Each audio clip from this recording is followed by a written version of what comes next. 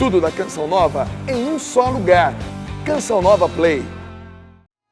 Pelo sinal da Santa Cruz, livrai-nos Deus, nosso Senhor, dos nossos inimigos, em nome do Pai, do Filho e do Espírito Santo. Amém. Amém. Abra a sua Bíblia, por favor, no Evangelho de São João, capítulo 11, versículos do 28 ao 45.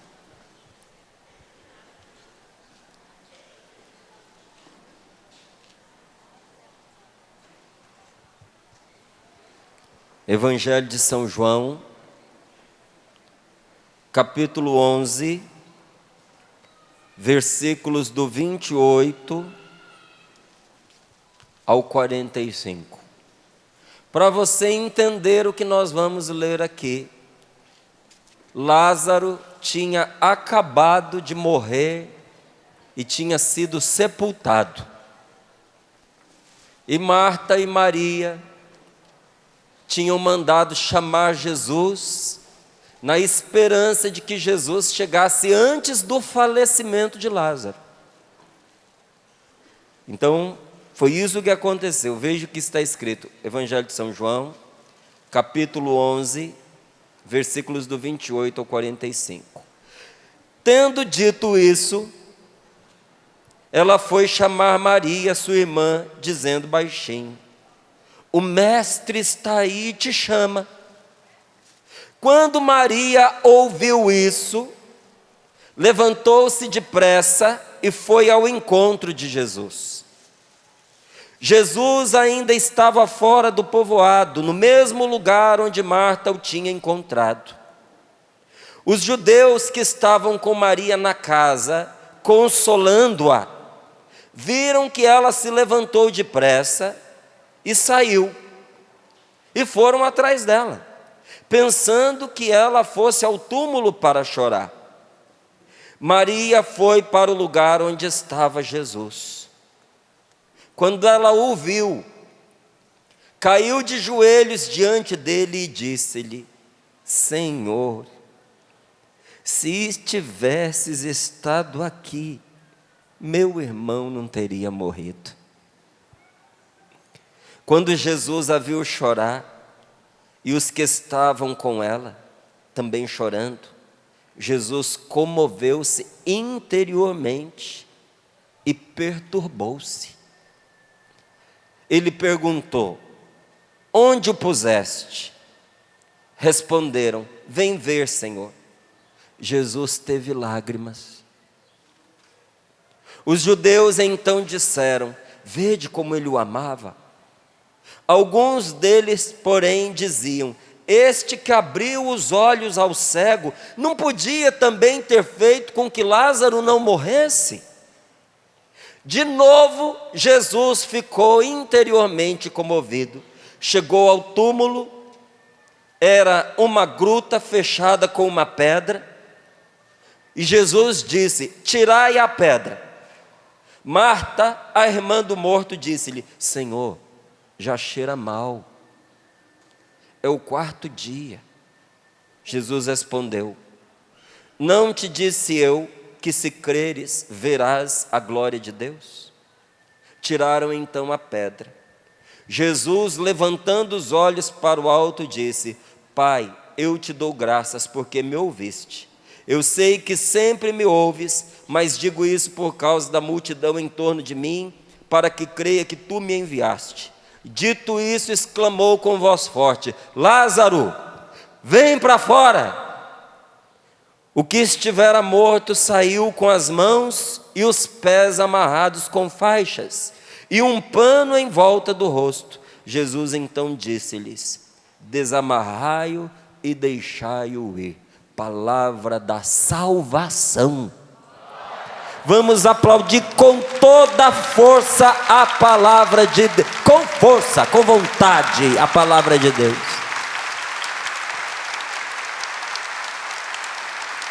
Amém. Lázaro estava morto. E aqui vai uma resposta para a pergunta de muita gente. Não podia Jesus ter curado a mamãe? Não podia Jesus ter curado o papai? Não podia Jesus ter ajudado meu filho, um rapaz tão bom, um rapaz tão generoso, um rapaz que tinha um coração maior do que ele? O que a minha filhinha, minha filha tão querida, tão amada, sempre foi uma boa moça.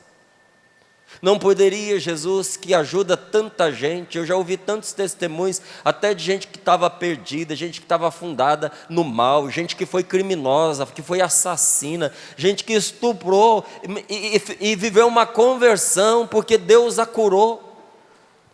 Se Deus faz isso a uma pessoa que estava na ponta extrema do erro, no crime, na maldade, por que que o Senhor não ajudou o meu querido?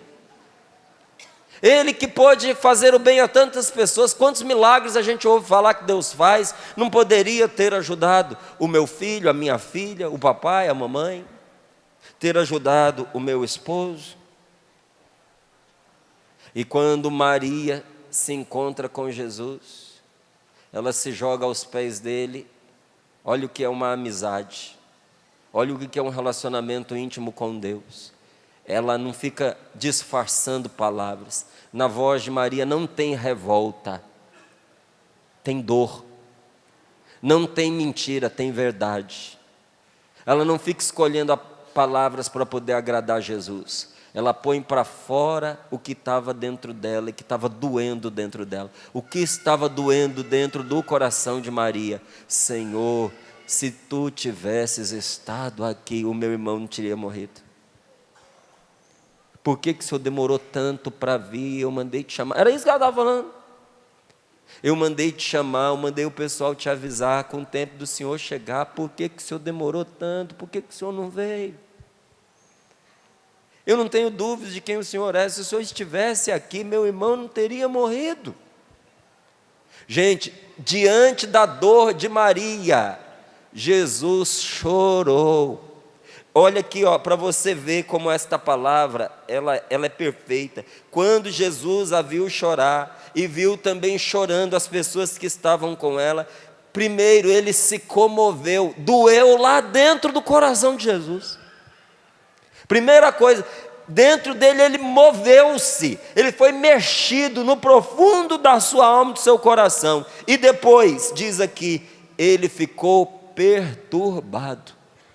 Jesus se abalou com as lágrimas de Maria, como ele se abala com a sua dor, com o seu sofrimento.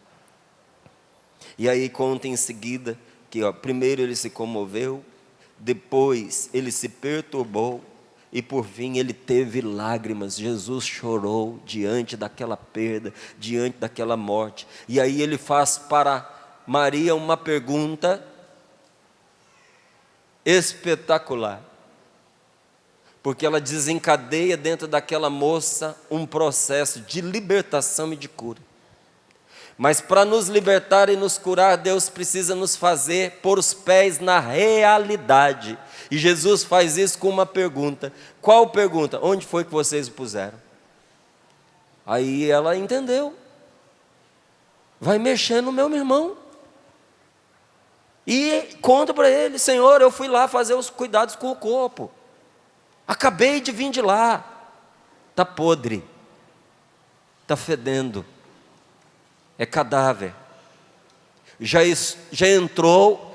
Veja o que é a força da ressurreição, meus queridos. Ela disse para Jesus: já entrou em processo de decomposição. O corpo já está fedendo de podre. E Jesus vira para essa moça e diz algo que Ele está falando para você nesta manhã. Esta palavra está na Bíblia, não é à toa. Esta palavra foi registrada, não é por acaso. Desde toda a eternidade, antes que você nascesse, antes que você fosse criado, quando Deus pensou em você, bata no seu peito e diga: quando Deus pensou em mim, eu que estou aqui. Quando Deus pensou em criar você, Ele já sabia que nesse acampamento de oração você estaria aqui, você estaria ouvindo esta palavra nesse exato momento. Você talvez não soubesse, há 10, 15 dias, que você ia fazer esse acampamento de oração. Mas Deus, antes de criar você, Ele já tinha enxergado esse dia de hoje, e Ele já sabia que através desta pregação, Ele ia proclamar sobre você esta palavra. Qual palavra? Se você crer, você vai ver a glória de Deus. Se você acreditar, se você confiar, você vai ver a glória de Deus. E Ele pergunta para mim e para você: não te disse eu que se creres verás a glória de Deus? Por que é uma pergunta? Porque Ele já tinha conversado com Marta, com Maria e com Lázaro muitas e muitas vezes sobre a ressurreição. E Jesus já tinha explicado para ela o que já explicou para mim, o que já explicou para você, porque não é de hoje que você ouve falar sobre ressurreição. Não é de hoje. Inclusive a nossa fé cristã, o que distingue a fé cristã das outras religiões, das outras convicções, das outras fés, porque tem outras fés. O que distingue a nossa fé das outras? Nós acreditamos na ressurreição dos mortos, porque Jesus ressuscitou, nos prometeu que vai nos ressuscitar e ressuscitará. Essa é a nossa fé. A nossa fé não é só uma fé num Deus bom, a nossa fé não é só uma fé em Jesus que acreditava no bem, que deu a sua vida pela humanidade. Nós não acreditamos somente nisso, nós acreditamos que nós vamos ressuscitar pela força do Espírito Santo. Essa é a nossa fé. Você não ouve isso, não é de hoje. A sua mãe falava para você, o seu pai falava para você. Você foi criado ouvindo isso, porque Deus fez essa palavra entrar no seu ouvido inúmeras vezes. E do jeitinho que Ele perguntou para Maria, está perguntando para mim e para você nesta manhã. Não é desde que você é criança que eu venho te falando? Que se você acreditar, você vai ver? Repita comigo. Se você acreditar, você vai ver. Falei na ordem certa? Por acaso você ouviu de Jesus dizendo assim: você vai ver para você acreditar? Você não vê para acreditar. Quem já viu não precisa acreditar. Se alguém chegar para mim e falar: olha, tinha uma pessoa assim, assim, assim, assado, fazendo o acampamento de cura dos traumas da morte com você acredita? Eu falei: não. Como não acredita? Ela estava lá, eu sei, por isso que eu não acredito, eu vi. Por que eu vou acreditar? Estava lá, eu vi. A gente acredita quando a gente não viu. A nossa fé, o nosso acreditar na ressurreição é porque nós ainda não vimos, mas quem acredita verá e não falhará. Você precisa acreditar, você precisa ter confiança. Desde o momento em que você chegou aqui nesse acampamento de oração, que nosso Senhor está abraçando você, que está pegando você no colo, está curando o seu coração ferido e machucado, está sendo para você o Pai, que te toma nos braços e carrega nesse momento de fraqueza da sua vida.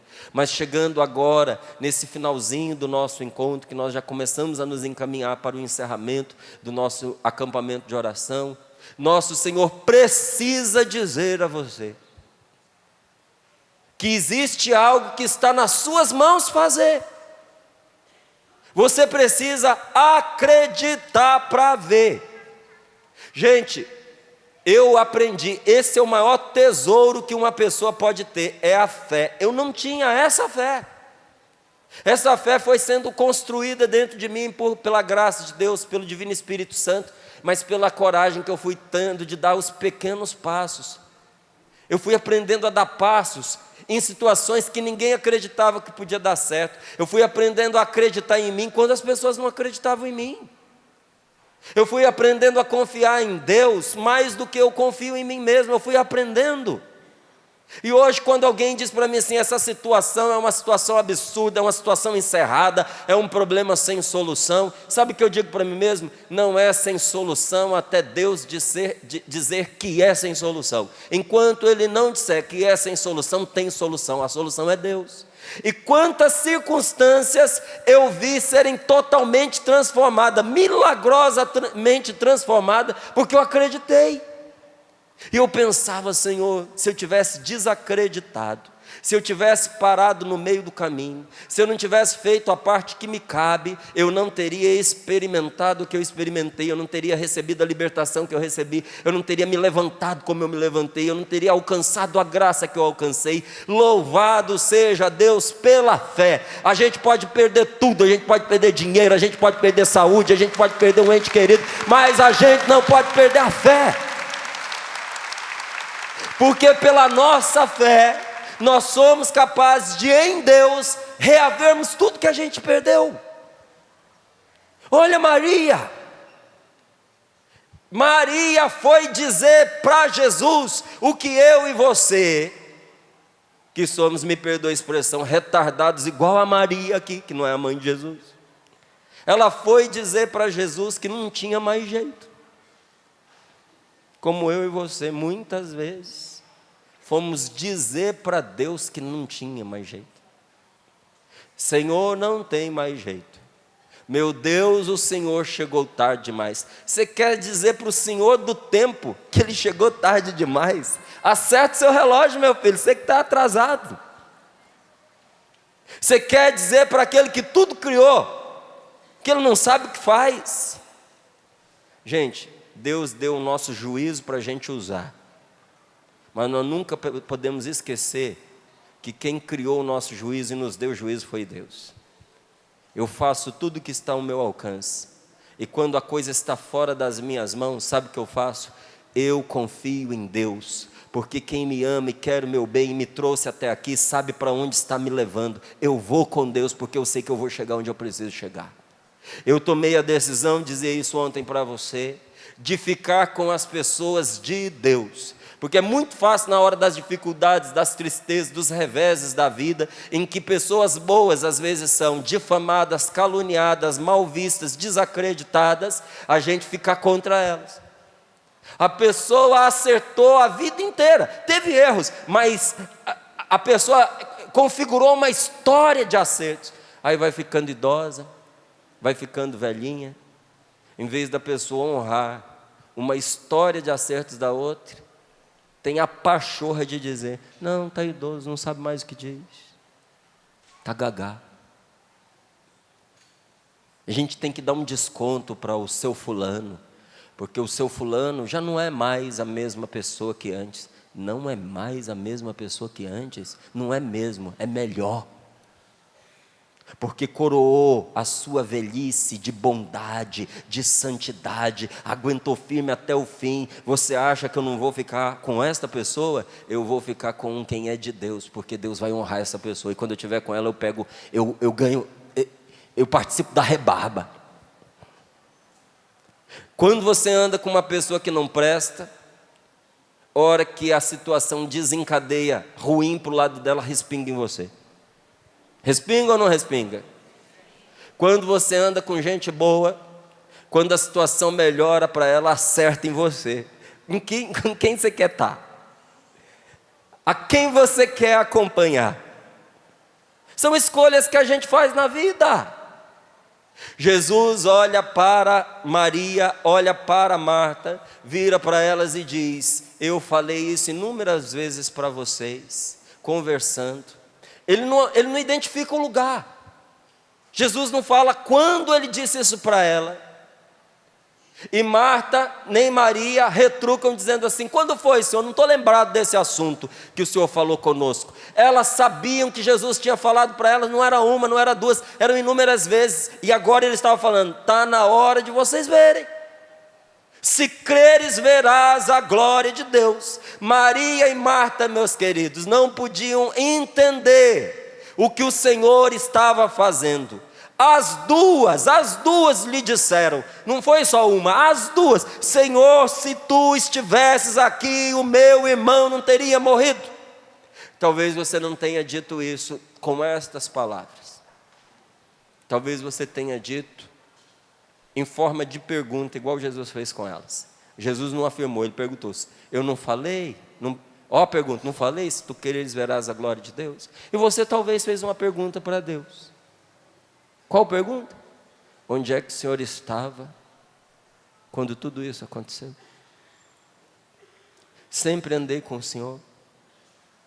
Eu rezei, eu fui na missa, eu jejuei, eu tive fé, eu comunguei, eu comprei os livrinhos de oração, eu fiz todas as orações, eu fiz novena, eu chamei todo mundo, eu fiz sacrifício, eu fiz promessa, e o Senhor não ouviu. Onde é que o Senhor estava? Será que o Senhor ficou surdo às minhas orações? Será que eu rezei errado? Parece que atrás daquilo que aquelas duas irmãs disseram, nós podemos ver aquilo que elas estavam pensando, porque a boca fala do que a pessoa está pensando. A boca denuncia o que está no coração da pessoa. O que elas estavam dizendo por trás dessa frase? Senhor, nós não entendemos por que o Senhor demorou tanto. Por que o Senhor demorou tanto ao ponto do meu casamento acabar? Por que o Senhor demorou tanto ao tempo do meu filho se unir a essa má companhia? Por que, meu Deus? Eu não consigo entender. Por que o Senhor demorou tanto para aparecer na minha vida? Nós não entendemos, gente, como o Senhor permite certas coisas. As duas, elas não entendiam, estavam dizendo isso para ele: não entendemos como o Senhor deixou morrer esse homem que o Senhor amava. Olha, poucas pessoas receberam esse título de amigos de Jesus, igual a Marta, Maria e Lázaro.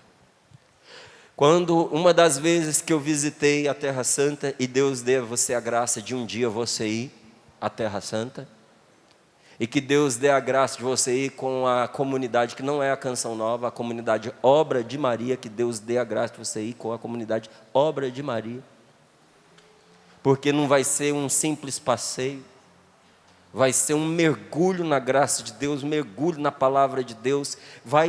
Tem tudo que é de um passeio. Você conhece os lugares, você vai em lugares bonitos, alguns lugares religiosos, outros lugares não religiosos. Você está lá, é bom você conhecer. Você vai ser bem acompanhado, porque você vai ter um diretor espiritual, um sacerdote, que vai explicar as coisas para você que acontecem ali na Terra Santa. Não tem uma viagem da Obra de Maria que vai sem o acompanhamento de um sacerdote. Por quê? Porque nós fazemos duas viagens, não é uma só. Uma física e uma espiritual.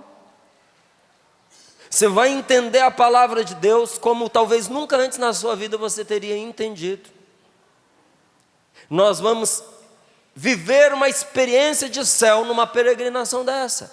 E numa dessas que eu fui, nós fomos a Betânia, aonde viveu, na casa aonde viveu Marta, Maria e Lázaro. Jesus dormiu naquela casa.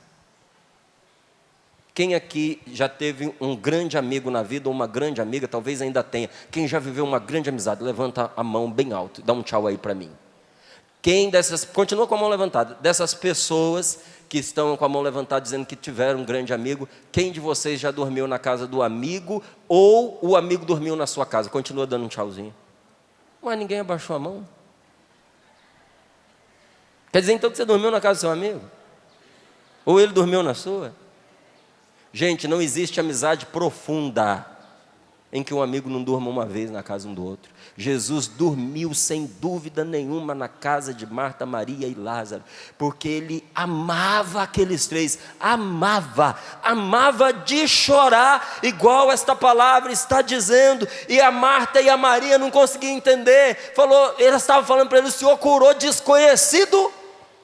O Senhor curou um cego que estava lá na porta pedindo esmola, que o Senhor nem conhecia. O Senhor curou aqueles dois de Jericó. O Senhor fez um paralítico andar. Tinha um homem todo entrevado lá à beira da morte, e o Senhor fez esse homem recuperar a saúde.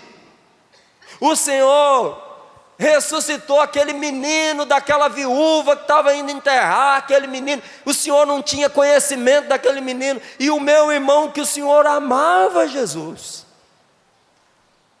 A ele não, por quê? A gente não consegue entender. Que bom que o Senhor chegou, porque agora o Senhor vai nos explicar isso daí. Nós não entendemos como o Senhor deixou que a dor e o sofrimento rasgassem a nossa vida, quando a sua simples presença poderia ter impedido tudo isso. Por que o Senhor não veio antes? Agora é tarde demais, porque o meu irmão já está morto, diz aqui a palavra, há 4 dias. E para tudo isto que essas duas irmãs estavam colocando diante de Jesus, e eu fiz questão de desenrolar o discurso dela, porque esse discurso não muda. O discurso dela é o discurso seu e é o discurso meu. Por isso que eu fiz questão de desenrolar. Para todas essas perguntas que essas duas fizeram para Jesus, Jesus tinha apenas uma grande resposta. E Ele continua tendo apenas uma grande resposta para você nesta manhã. Você está disposto a ouvir essa resposta de Jesus? Você tem coragem de segurar na mão de Jesus para ir com Ele, como Maria e Marta fizeram? A resposta de Jesus para você é a seguinte: você pode não entender, mas eu não disse para você, desde que você era criança, eu não vim educando você para esse dia e dizendo que se você crer, você verá? É essa a resposta de Jesus para você. Mas por que você diz, Márcio, que essa é a resposta de Jesus para mim? Porque desde a primeira página até a última página da Bíblia, a palavra de Deus vem nos preparando, nos ensinando isso, como a nossa mãe, o nosso pai deveria ter ensinado, e como eu devo ensinar isso para os meus filhos. Como assim desde o início da Bíblia? Abraão, gente, não podia entender, porque Deus pediu para ele o sacrifício do filho. Você lembra do sacrifício de Isaac? Lembra? Lembra ou não lembra? Tem gente que não lembra, então eu conto. Abraão era velho. A esposa dele também era muito idosa. E para piorar a situação, a mulher dele, além de idosa, era estéril.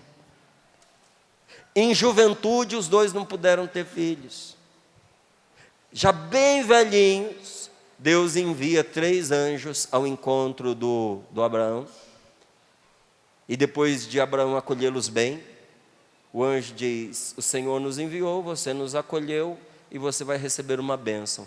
Ano que vem nós vamos voltar. Olha que coisa boa, hein? Quem sabe ano que vem a gente volta, todos nós aqui, para receber essa mesma graça que o Senhor me inspirou a dizer para você agora, porque não estava preparado não.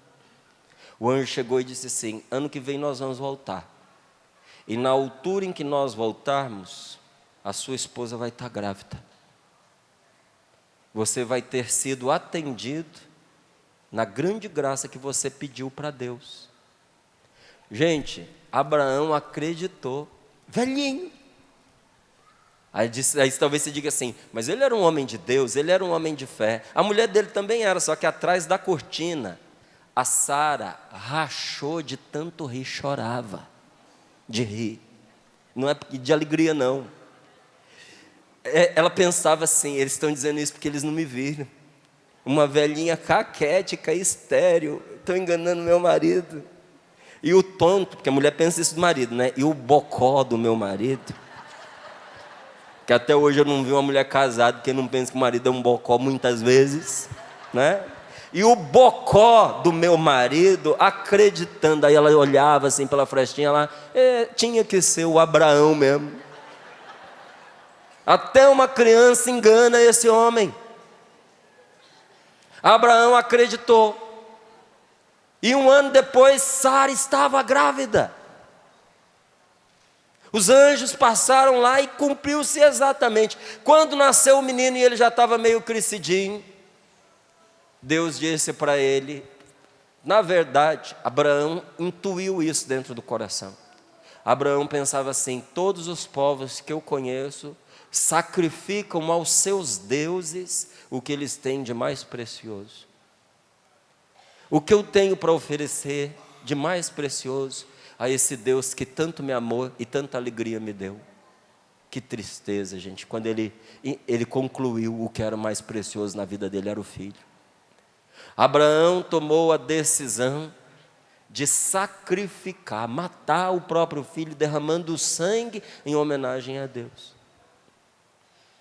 E Deus acolheu a intenção, mas não acolheu o homicídio. Deus não aceita sacrifícios humanos. Deus não aceita que a gente massacre e tire a vida de pessoas. Quem é cristão nunca opera em favor da morte dos outros, nunca. A gente faz sacrifício da própria vida, não faz sacrifício da vida alheia. A gente dá a vida pelo outro, mas a gente não tira a vida do outro para a gente viver. E quando Abraão levantou, por isso que eu disse que Deus aceitou a intenção, deixou ele ir até o limite. Quando Abraão levantou a faca para matar o próprio filho, sem compreender inclusive, porque os deuses exigiam isso, e portanto o dele também, nosso Deus faz uma intervenção fenomenal. Não aceita o pecado, aceita o amor. Segura a mão dele no ar e diz assim: o amor que te levou a entregar o seu filho para mim, eu aceito. Inclusive aceito o seu filho, é meu. Mas não aceito o seu assassinato, não aceito o seu homicídio. Largue essa faca. Largue essa faca e não faça mal contra o garoto. Abraão não podia entender porque Deus lhe pedia essa doação, mas confiou e viu a glória de Deus na restituição do próprio filho ao seu amor. Deus restituiu. Moisés, gente, Moisés não podia entender. Seus 40 anos lá no deserto vagando, Moisés ficou 40 anos sem nada, um miserável, cuidando. Olha, naquela época não tinha profissão mais discriminada do que ser cuidador de ovelha. Toda época tem uma profissão que é marginalizada. Houve uma época que muito pai dizia para o filho assim: não estuda não que você vai ser lixeiro. Não era assim? Hoje em dia, tem pai que diz para o filho: estuda para você ser lixeiro. Porque lixo está dando um dinheiro que você não acredita. Tem lugar que tem briga, que a prefeitura vai atrás, manda a polícia atrás. Por quê?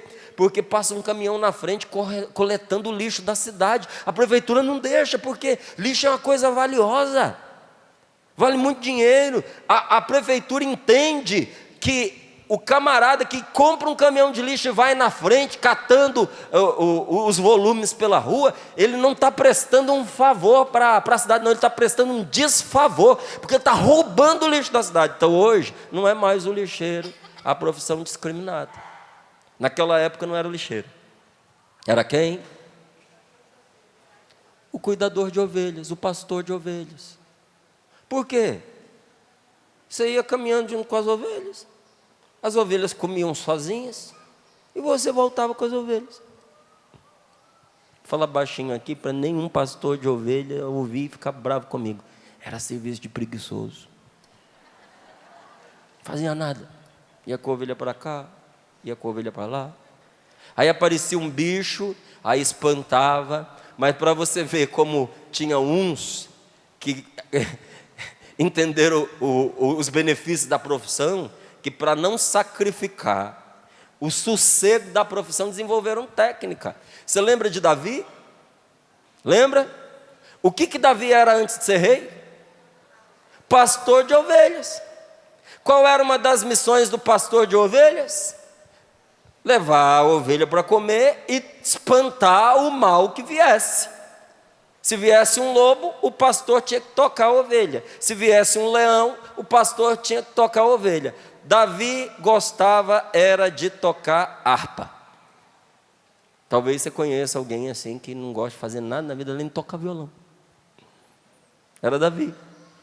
Então ele levava as ovelhas, achava uma sombra, puxava o violãozinho dele, que era a harpa, e ali ele ficava tocando. Para não fugir do sossego, Davi desenvolveu uma técnica chamada funda, estilingue. Quando aparecia um leão ou um lobo, nem da sombra ele saía, de lá mesmo ele já mandava a pedrada. Outro dia, eu estava passando num lugar e eu vi assim, um rapaz, não vou contar não, porque...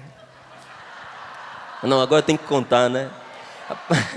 Eu vi um rapaz trabalhando numa construção, gente. Ele tinha 2 caminhos. Um dos caminhos era ele pegar, encher o carrinho de areia e subir as escadas com o carrinho e levar para o andar de cima. A outra era encher a pá de areia e de lá de onde ele estava, tacar para cima. Eu fiquei olhando, gente, a preguiça é uma coisa engenhosa. Quando você tiver um serviço difícil para fazer, se o serviço for muito difícil e você não souber como fazer aquele serviço de uma maneira fácil, dê para um preguiçoso fazer, que ele descobre a maneira fácil. É assim. Moisés era pastor de ovelhas. Isso é, para lá, para cá, para lá, para cá. Pior! Da ovelha que não era nem dele, do sogro dele. 40 anos sem nada, no deserto, cuidando das coisas dos outros. Ficou 40 anos de molho, sem entender o que ele faria com o potencial dele, porque antes disso ele era um príncipe. Ele era um príncipe no Egito. Ele era filho adotivo do faraó. A maior potência mundial naquela época era o Egito. Pense aí, qual é a grande potência hoje que nós temos no mundo? Ainda é os Estados Unidos. Imagine que o Moisés era o segundo, o terceiro homem, porque primeiro vinha ali o faraó, depois vinha o filho legítimo do faraó, depois vinha o Moisés. Ele era uma pessoa da família, querida, amada, agora ele era um Zé Ninguém, procurado por assassinato e de molho no deserto há 40 anos. Ele não sabia, ele não entendia por que ele estava vivendo aquela penitência, mas ele confiou, e porque ele confiou em Deus, Deus o pegou do nada e fez dele, sabe quem? Aquele que foi o salvador de todo um povo. Graças ao sacrifício de Moisés, um povo inteiro foi salvo. Será que por causa da sua dor e do seu sacrifício, será que Deus não vai aproveitar disso para salvar toda a sua família? Sinceramente, olhe aqui nos meus olhos. Se você tivesse de Deus hoje essa certeza que tudo que você está vivendo ia culminar na salvação de todas as pessoas da sua família, você aceitaria melhor? Pensa. Deus não desperdiça o sacrifício de quem Ele ama. E Ele ama você. José, você já ouviu a história de José da Bíblia? Não é o José, esposo de Nossa Senhora, não. O José do Egito. José, ele não podia entender a crueldade dos irmãos dele. Sabe o que os irmãos de José fizeram? Por ciúme, por inveja. Os irmãos de José, vendo que ele era uma pessoa diferente, era um homem querido por Deus, escolhido por Deus, ungido, e o pai o amava, porque ele era o caçula. Gente, quem tem um irmão caçula, já sabe como é que é. Quem é irmão mais velho aqui, levanta a mão. Na sua casa, quem era o xodó? Era você? Não? Quem era? Era o caçula.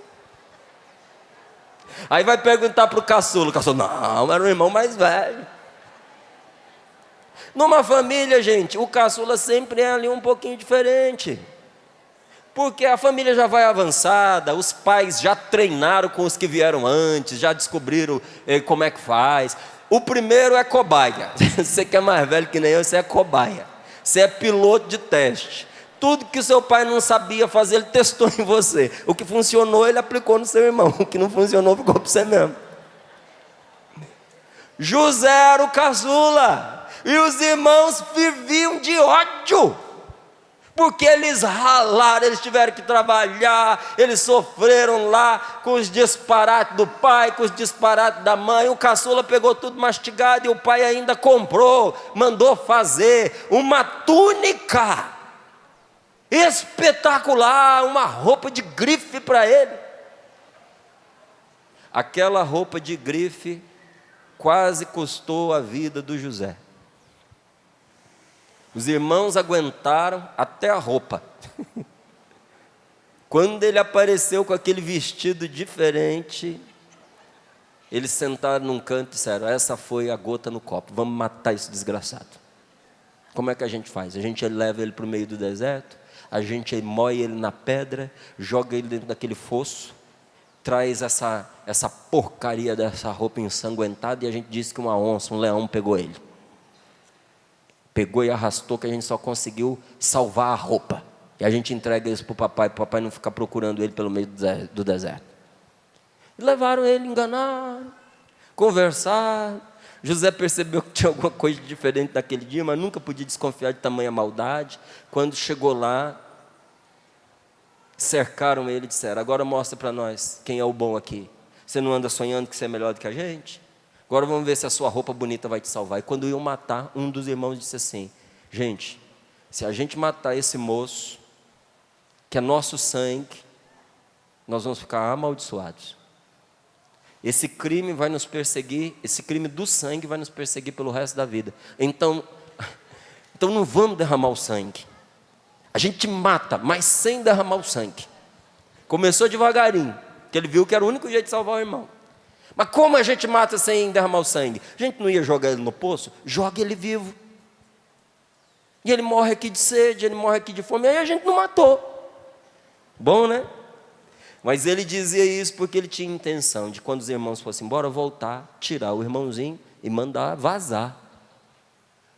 Na hora em que eles estavam descendo ele no fundo do poço, passou uma caravana de escravos. Aí um outro disse assim: você tem razão, nós não vamos matar ele não, vamos lucrar com ele, vamos vender ele. E vender o irmão por quanto? Vamos ver se você lembra. 30 moedas de prata. O mesmo preço que Judas recebeu por Jesus. Olha o que a Bíblia vai contando para a gente, quando a gente aprende a ler a Bíblia, olha.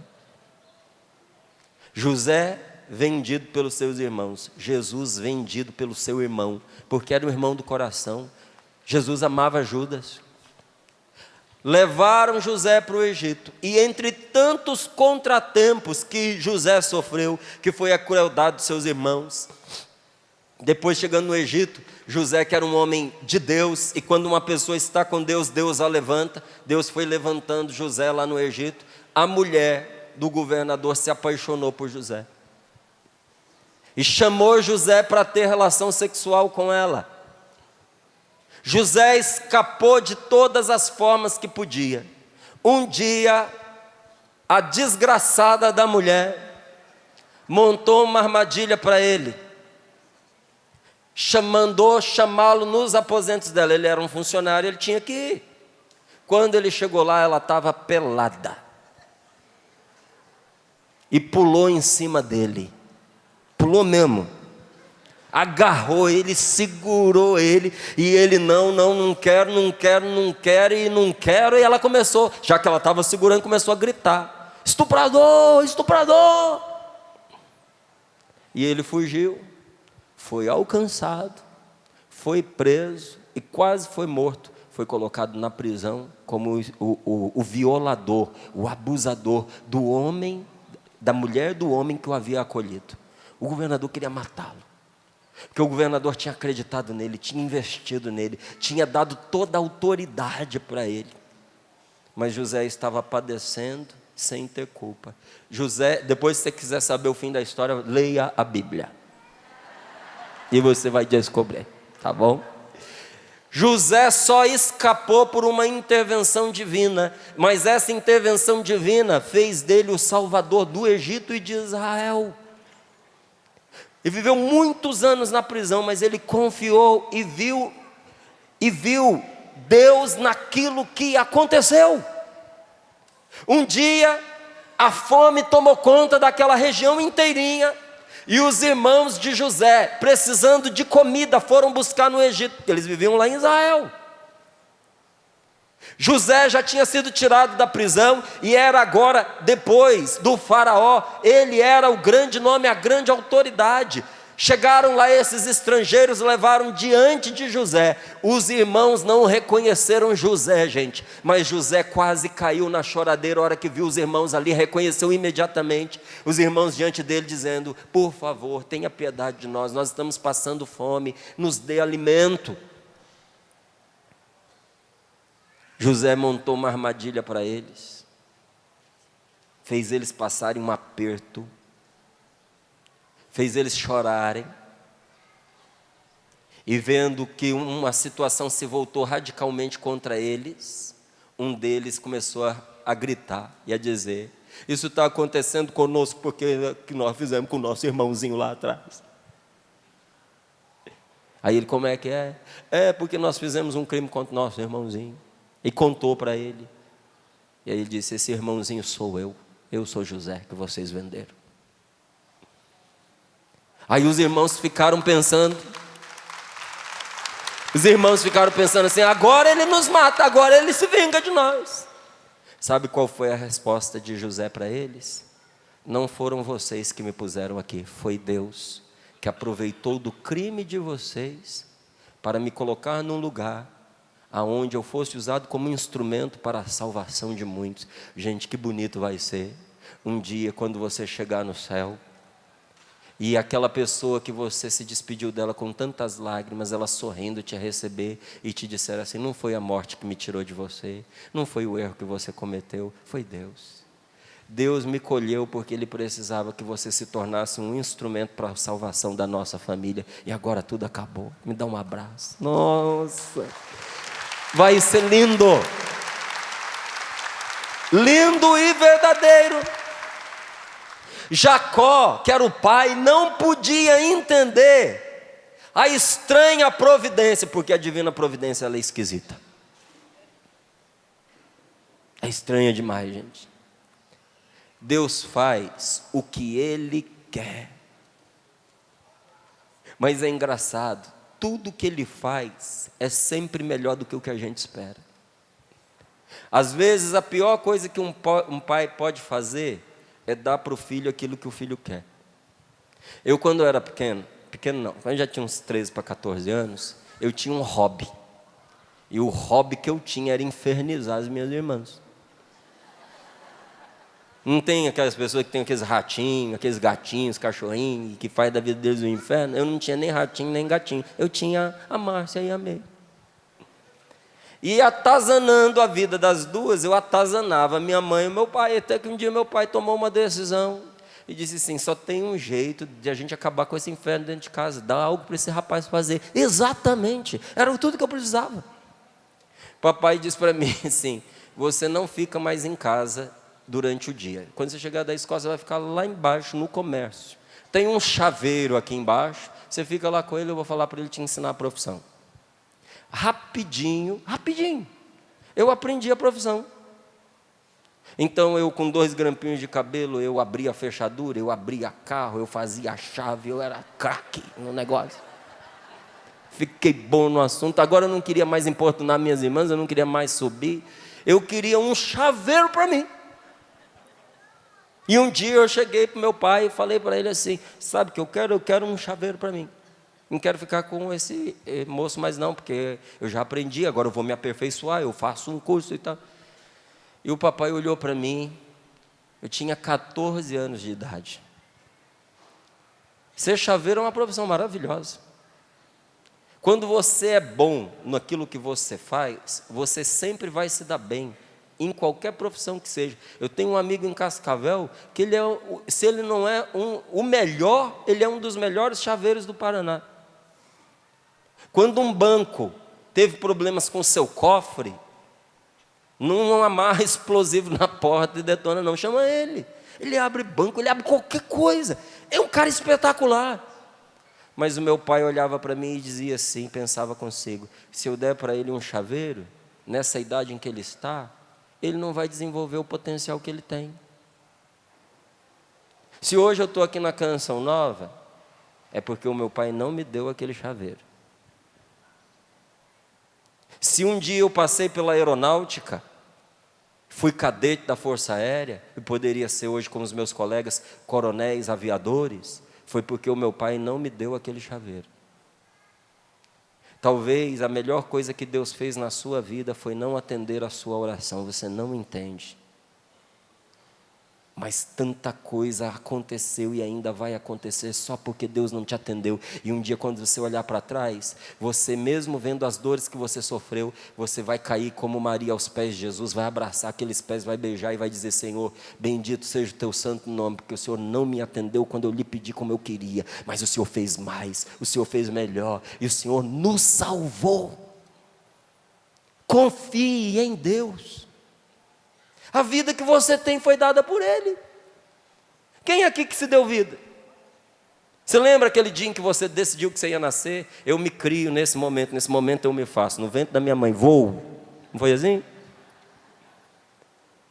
Deus não te perguntou se você queria nascer.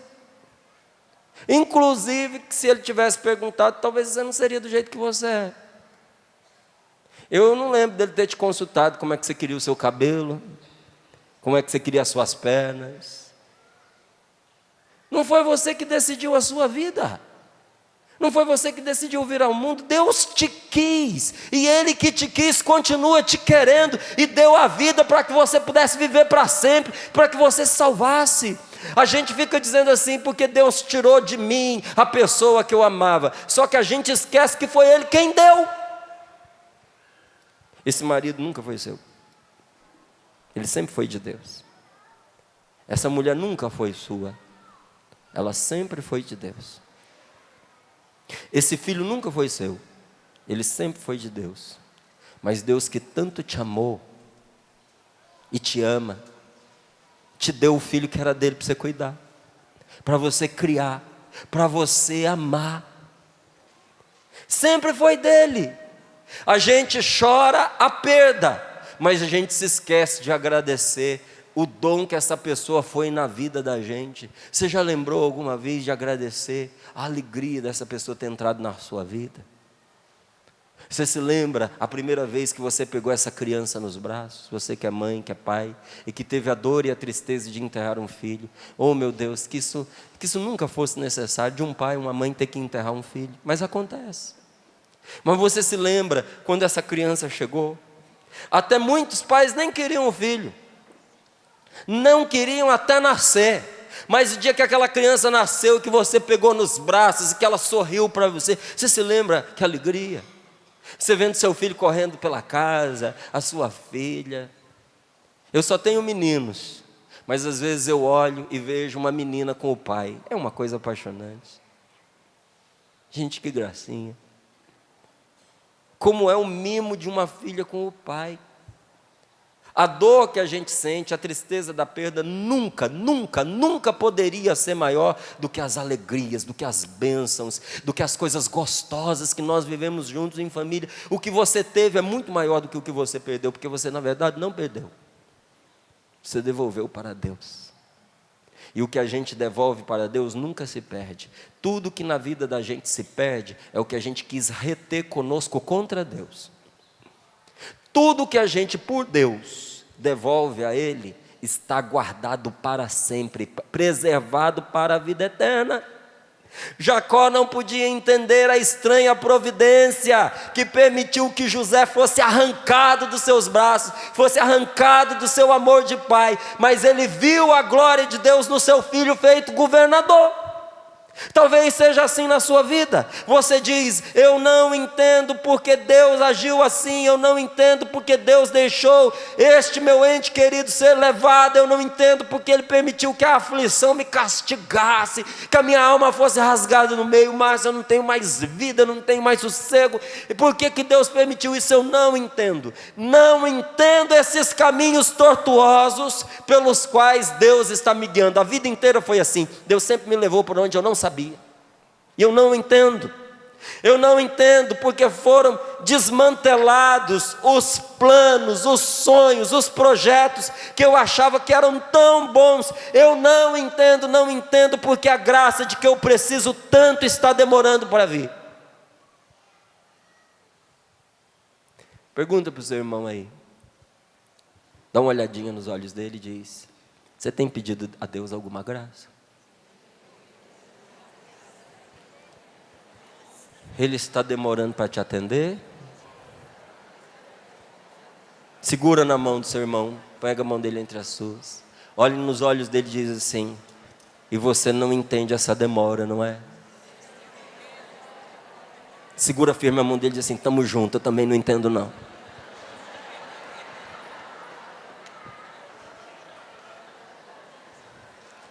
Amigo, amiga, você não tem que entender todos os caminhos de Deus. Você não tem que entender todas as maneiras como Ele dirige a sua vida. Você não tem. Sabe mais? Deus não espera que você entenda tudo. Não espera. Como você não espera que o seu filhinho entenda tudo o que você faz. Por ele, para ele e com ele. Você quer apenas que seu filho faça o quê? Confie em você. Um dia eu conversava com meu filho e ele dizia assim, ele estava mais novo, ele dizia assim: pai, quero ir dormir na casa do meu coleguinha. Eu falei: não vai. Ele: por que eu não vou? Não conheço o seu coleguinha, não conheço o pai do seu coleguinha, não sei como é que vai ser isso, ninguém veio falar comigo além de você, você não vai. Mas por quê, pai? Muito chato. Eu falei: sim, filho, o papai é chato. Mas o papai é chato porque é que eu tenho um nível de transparência que muitos pais não têm. O meu chega num limite assim meio absurdo. Aí ele insistiu e disse assim: por que eu não posso? Eu falei: porque os pais, os parentes desses seus amigos podem ser as melhores pessoas do mundo. Mas eles podem ter uma pessoa também desequilibrada lá na casa, um primo, um visitante. E se esse visitante lá de madrugada resolve partir para cima de você e transformar você na mulher dele? Aí você vai fazer o quê? Vai gritar socorro? Você acha que eu vou escutar dessa distância? Você vai chorar? Você vai fazer o quê? Eu não havia pensado assim. Eu falei: pensa. Mas Márcio, você fala isso para o seu filho pequenininho. Eu prefiro meu filho pequenininho pensando assim do que o meu filho pequenininho estuprado. Então, a gente ensina. Mas falei: filho, às vezes você pega lá um louco que resolve bater em você durante o tempo que você estiver lá, judiar de você. Aí o seu passeio, que era para ser motivo de alegria, vai se tornar uma marca que você vai carregar para o resto da sua vida. Depois não adianta eu tomar medidas, nem que eu moa o outro de pancada. Não vai ter tirado de você a experiência triste que você viveu. E o que eu vou pensar? Eu, como pai, não protegi meu filho. Eu sou seu pai, eu te amo, eu vou proteger você. Você não vai. Entendeu? Tá bom. Outra vez, aconteceu de uma pessoa muito querida querer levar os meus filhos numa viagem. Aí eu passei por essa pessoa muito querida, não era uma grande conhecida, era uma conhecida de pouco tempo. Eu vi essa pessoa dirigindo mal pra caramba. Mal demais. E fui entender por que era ruim daquele jeito. Ela sofria de cegueira noturna e ela ia levá-los de noite. Eu já tinha aceitado, iam os dois, já estava certo. Eu chamei o meu filho e falei para ele, eu falei: filhote, o que o papai falou sobre tal viagem? Falou: você falou que eu ia, pai. Eu falei: disse mesmo, filho. E você sabe que o papai não volta atrás quando ele diz, não é? Eu falei, ele falou: sei, pai. Eu falei: eu vou compensar você dessa tristeza que eu vou lhe causar, mas você não vai, filho. Ele: por quê, pai? Eu falei: porque essa mulher sofre de cegueira noturna. Falei: o que é isso, pai? Eu falei: ela não enxerga direito à noite. E daqui para onde ela vai são quase 200 quilômetros. Você vai morrer. Você não vai, não. Eu não vou deixar você ir de jeito nenhum. Eu sou capaz de te levar, mas eu não deixo você ir. Falei: filho, você não vai, porque eu te amo demais para eu deixar você ir. E ele olhou assim, chateado. Mas meu filho mais velho, ele tem um jeito de pensar muito parecido comigo. É a maneira como a cabeça da pessoa funciona. Aí ele olhou assim, eu falei: e aí, filho? Ele falou: pai, eu não gostei, mas eu entendo e eu aceito. Ele estava com 11 anos de idade. Eu entendo e eu aceito. Eu abracei ele, beijei e falei: eu vou te compensar. E essas coisas eu trato separadamente. Conversei primeiro com um. Aí terminei a conversa, gritei o outro. Falei, Lucas, vem aqui por favor. Já sei, já ouvi tudo, já, a gente não vai lá. Tá bom, não precisa conversar isso comigo, não quero nem saber. Não quer conversar, tá dito, acabou. Cada um é um. Você acha que eu quero que eles entendam? Não. Outro dia, sentado com eles, eu precisei ser bem severo com um dos dois. E interessante, gente, não bati nada, eu fui severo, porque ele fez uma coisa errada e eu precisei tomar medidas. Mas como ele fez errado na frente do irmão, o irmão tinha que ser testemunha das medidas. E eu falei, você viu o erro, vai ver o conserto. Vocês assistem televisão e veem lá as maracutaias que essa juventude depravada, perdida, apresentada pela televisão, porque nunca apresenta o modelo que presta, é sempre o modelo que não presta. Vocês ficam motivados por isso e fazem. Agora vocês vão ver o que o filme não mostra. O que acontece depois do filme. E vai ser assim, vai ser assado. O que estava recebendo a advertência, calado, sério, impávido. O outro, que estava só ouvindo, arrancando os cabelos. Pai, não faz isso, pai. Eu falei, espera que a tua hora vai chegar. A hora que eu terminei de fazer as devidas recomendações, o outro que estava do lado, porque ele estava só assistindo, troquei ele de lugar. Agora você senta na minha frente, ao lado dele. Disse, você escapou, porque eu não lembrei de te avisar. E se eu não aviso, eu não vou castigar. Mas agora eu estou lembrado, estou avisando. A próxima vez que o teu irmão aprontar, você souber que ele vai aprontar, e você não me contar, mesmo sem você ter aprontado, o castigo vai ser igual para você. Então, quando o seu irmão for fazer uma besteira, você tem duas opções. Vem correndo e me conta. Ou vira para ele e diz, vaza da minha frente, porque se você fizer na minha frente, eu vou te caguetar. Assim você não cagueta. Entendido? Os dois lá. Entendido? Entendi, pai. Entendi, pai. Terminou o ruim da conversa, veio o bom da conversa. Levantei do meu lugar, fui lá, abracei, beijei. Disse para eles o quanto os amava e eles duram igual uma pedra. Falei, beijei um, beijei o outro. Falei, papai só tem uma última coisa a dizer para vocês dois. Uma última coisinha. O papai está pouco se lixando se vocês gostam dele ou não. Porque pai está na vida de filho, não é para fazer filho gostar.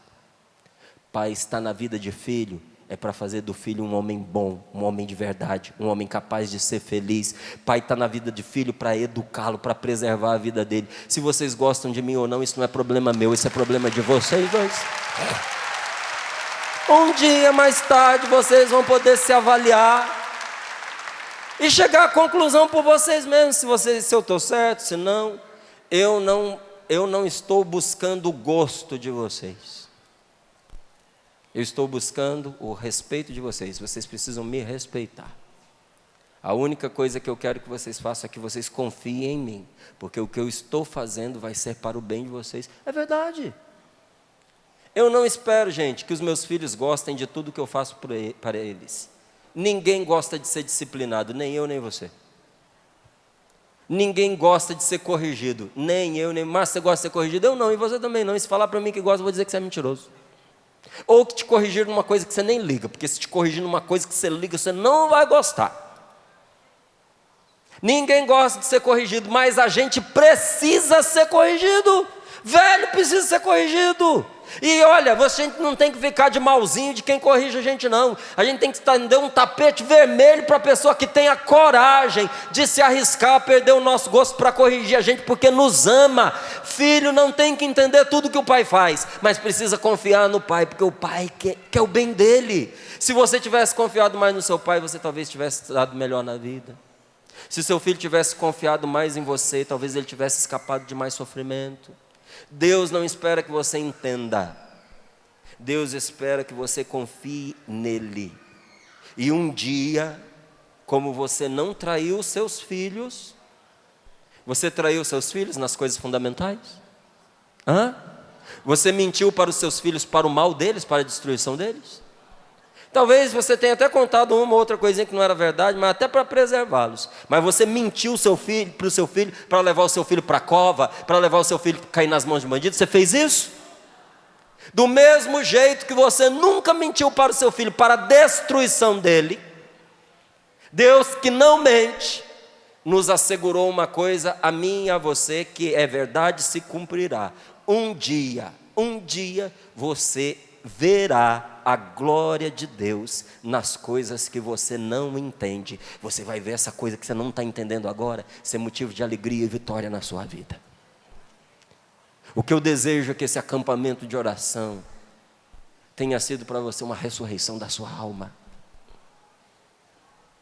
Que esse acampamento de oração tenha devolvido a você a vontade de viver, se você a tivesse perdido.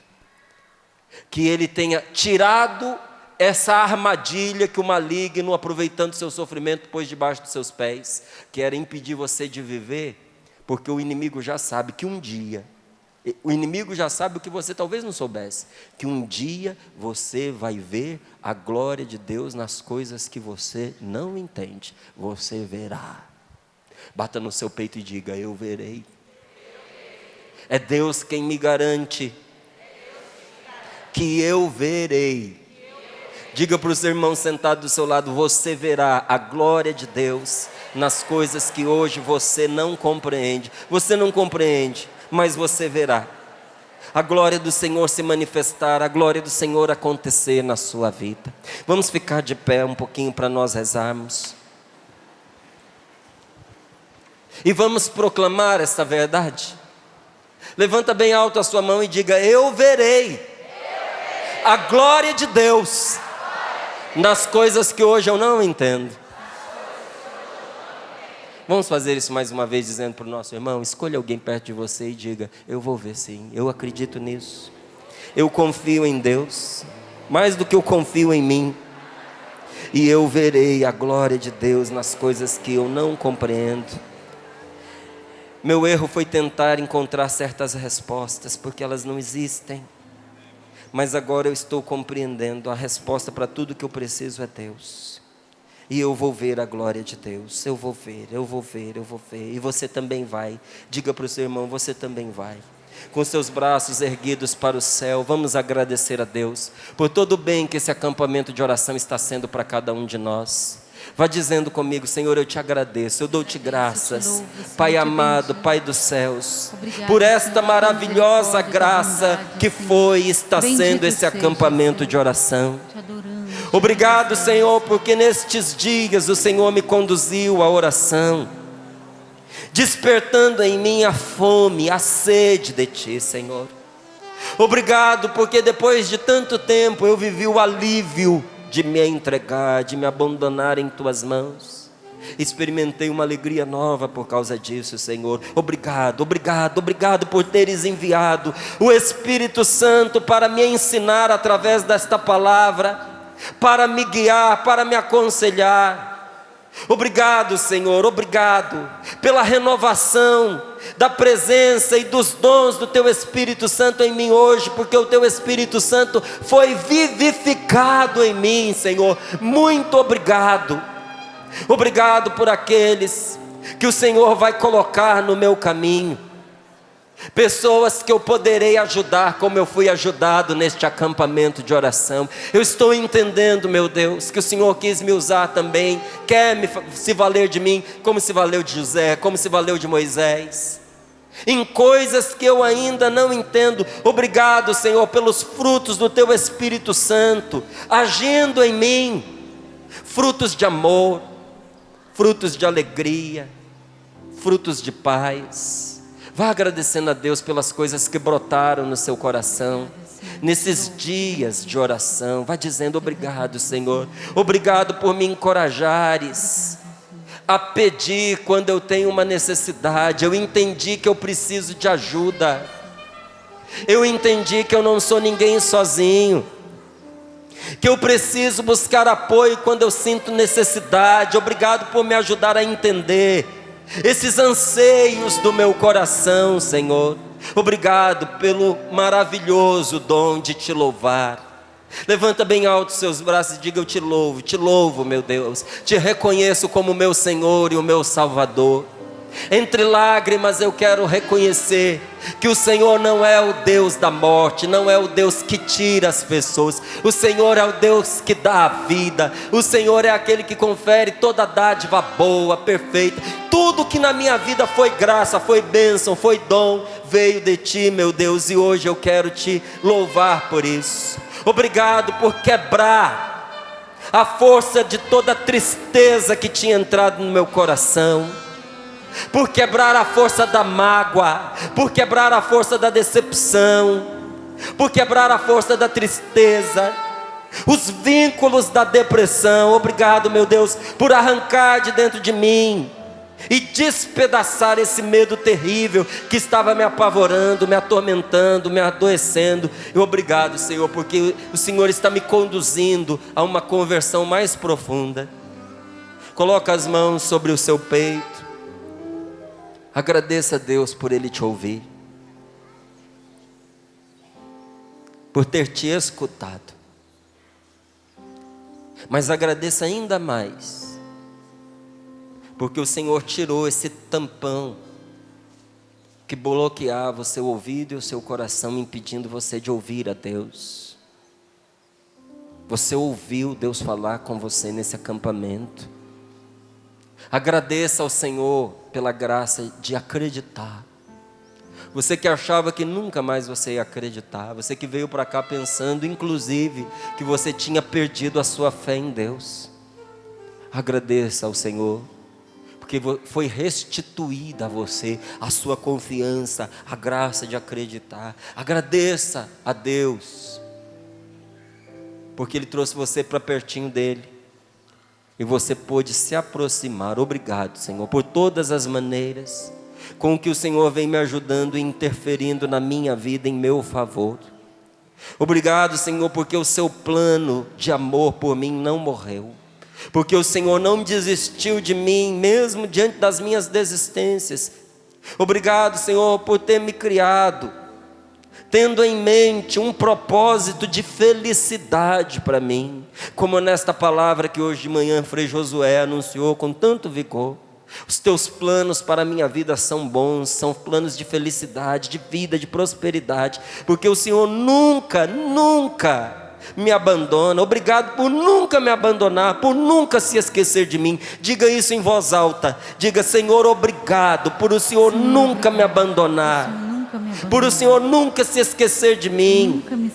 Obrigado, o Senhor não me esqueceu. Hoje eu quero declarar diante de todos: o Senhor não me deixou, o Senhor não me abandonou, o Senhor não me esqueceu. Mesmo quando eu não conseguia sentir a sua presença, mesmo com todos os meus erros e acertos, o Senhor esteve ali do meu lado firme. Obrigado, Senhor, por estares presentes em todos os momentos da minha vida, tanto nos fáceis como nos difíceis, me conduzindo através deles a uma maior maturidade, a uma fé mais profunda. Obrigado, Senhor, por tua palavra viva, que tem me encorajado, que tem me fortalecido. Obrigado quando o Senhor me capacita e me capacitou nesse encontro a vencer o desânimo e a caminhar na alegria. Obrigado, meu Deus, por o Senhor me levantar quando eu caio. Obrigado porque eu estou voltando para minha casa hoje em paz, em paz. Você está conseguindo sentir a paz de Jesus em você? Talvez durante todo esse evento, você sentado aí, ainda tenha dito assim: eu não estou sentindo nada. Primeira vez que eu fui para a Terra Santa, eu fiquei pensando assim: meu Deus, eu fui no Calvário, não senti nada. Eu fui no Santo Sepulcro, onde Jesus foi sepultado, e eu não senti nada. Será que eu não estou tendo fé? Não, eu só estava cansado. Você chegou aqui, você não sentiu muitas coisas. Não é porque você estava cansado. A dor não estava deixando. Só que agora, você está percebendo que o seu coração está em paz. E a paz é um sinal de que Deus tocou em você. A grande confirmação para você, nesse fim de evento, que daqui a pouco, depois do almoço, nós vamos concluir com a celebração da Santa Eucaristia, nesse domingo, dia do Senhor. A grande marca que Deus está colocando sobre você é que a partir de hoje você vai ter de volta a paz que você havia perdido. Você vai voltar a sorrir, você vai ter alegria, você vai ter esperança, você vai ter força. E um dia, essa saudade vai acabar. Glória a Deus. Amém, amém. Vamos aplaudir com mais força.